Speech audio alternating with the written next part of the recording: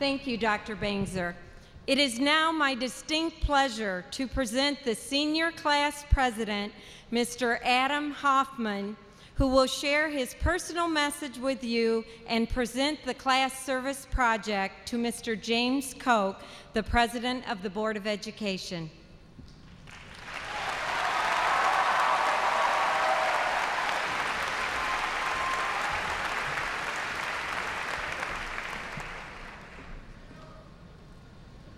Thank you, Dr. Stacy. Superintendent Bangser, members of the Board of Education, faculty, family, and friends. On the occasion of our commencement and the presentation of our class gift, our year-long service project, I have the opportunity to share a few words. Along the way, I'd like to make a couple observations about education and philanthropy and to tell a couple stories. Imagine, if you will, a school where the teachers are well-trained and well-paid, polo shirts are as prevalent as leather jackets, and kids press themselves so hard that the administration has considered mandating a lunch period to limit the number of classes they can take in a day. A place where the school's operating budget exceeds that of the village in which it is located. You guessed it. Imagine a place like New Trier. But on the other hand, we need not imagine it, we have lived it. Despite the fact, however, that for the past 4 years, New Trier has been our reality, it remains at best a dream for most students in the United States. This is neither the time nor the place for an extensive political comment, but if the United States wants to do anything well, it needs to do education better.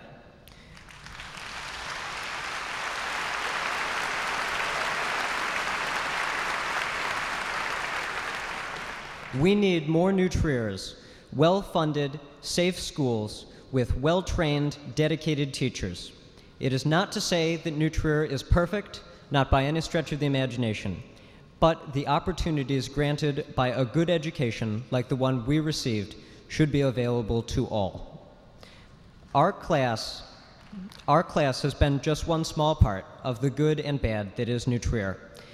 Imagine, if you will, that New Trier's 104, this year 105-year history was condensed into just one school week. A 4-day week, of course. This is New Trier, after all. The class of 2005 would have arrived in school just halfway through 8th period on the very last day of that week. I'm pretty sure we'd all get breakfast clubs for that. But during that relatively brief time at New Trier, we've done many great things.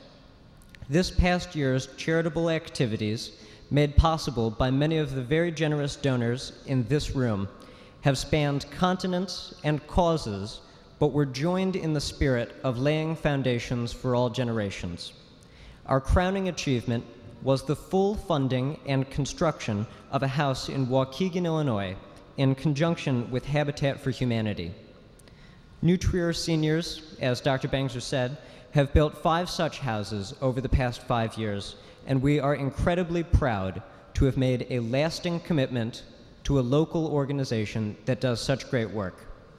We have donated thousands of dollars to the American Cancer Society, an AIDS clinic in Rwanda, and a school in Angola for a total of another $18,000 of donations.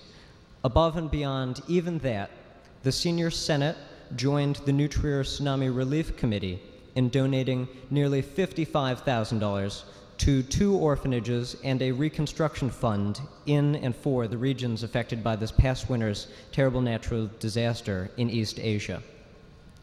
Isn't there something absurd about a handful of high school kids directing nearly $250,000 of philanthropy? Good luck topping that, class of 2006. You're going to need it.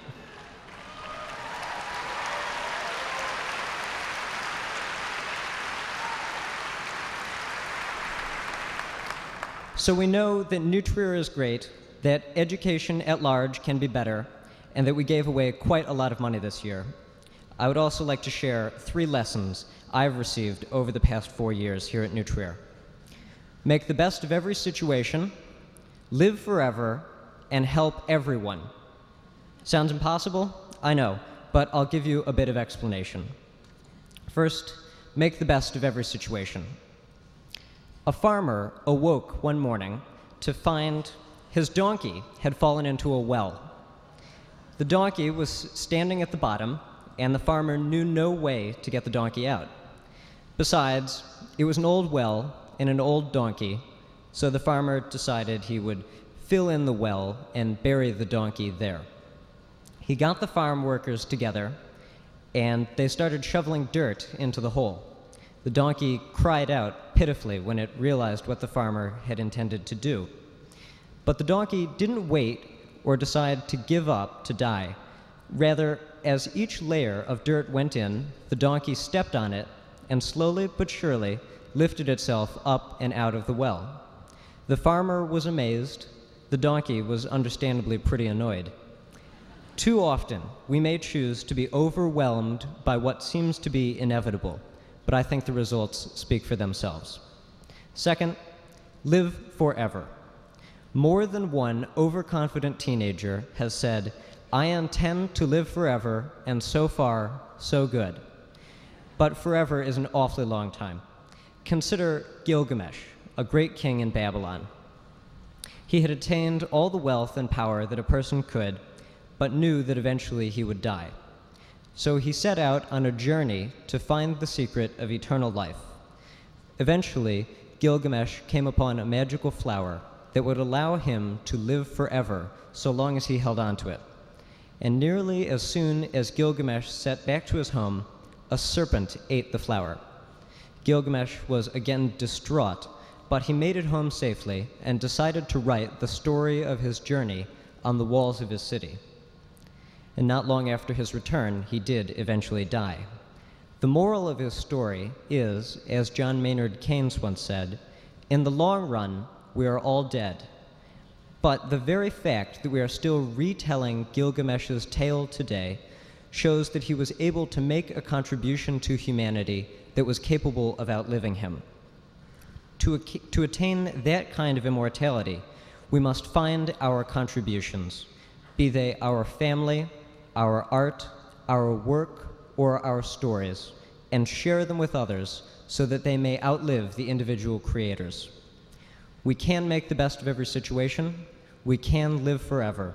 But it is important that we use our lives, third and finally, to help everyone. The class of 2005, I hope, has done a good deal to ensure that our time at New Trier has been part of a larger, dare I say, immortal commitment to service and the improvement of our small, shared world. As Bertrand Russell once wrote of our commitment to others, "Be it ours to shed sunshine on their path, to lighten their sorrows by the balm of sympathy, to give them the pure joy of a never-tiring affection, to strengthen failing courage, and to instill faith in hours of despair. This is within everyone's power and is everyone's responsibility." How can we continue to make a contribution to humanity beyond those that we have already made as a class this year? We can and we must do so by making the best of every situation, living forever, and helping everyone. They aren't small goals, but they certainly aren't impossible. To my teachers, friends, classmates, family members, and the many who fit more than one of those categories, I thank you for your help, love, and patience. Congratulations and best wishes to all.